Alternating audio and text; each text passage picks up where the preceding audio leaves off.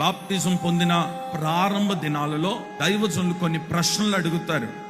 అమ్మా, ఎవరైనా బలవంతం చేస్తే బాప్తిజం తీసుకుంటున్నావా, నీ సొంత నిర్ణయంతో బాప్తిజం తీసుకుంటున్నావా అని అంటే, లేదండి, ఎవరు బలవంతం లేదు, సొంత నిర్ణయం. మరి బాప్తిజం పొందిన తర్వాత ఇక పాపము చేయకూడదు కదా, మరి లోకం వైపు తిరగకూడదు కదా, ఏమండి అన్ని ఆచారాలు మానాలి కదా, మరి మాంతవా అని అంటే, లేదండి అవన్నీ తీర్మానం చేసుకున్నాను, అన్ని మానేస్తానండి, దేవునికి ఇష్టముగా నేను జీవిస్తాను. ఇది సమ్మతించి ఒప్పుకొని అప్పుడు బాప్టిజం తీసుకుంటాం.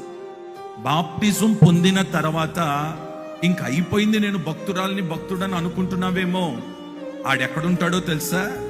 నీ ప్రమాణాన్ని పోగొట్టేవాడు, నీ ఒప్పందాన్ని పాడు చేసేవాడు, నీ నిబంధనను పాడు చేసేవాడు ఎక్కడో ఉండడు. వాడు నీ పక్కనే నిలబడి, ఏమండి, లోక సంబంధమైన ఆశ ఇచ్చలు కోరికలు ముందెన్నడు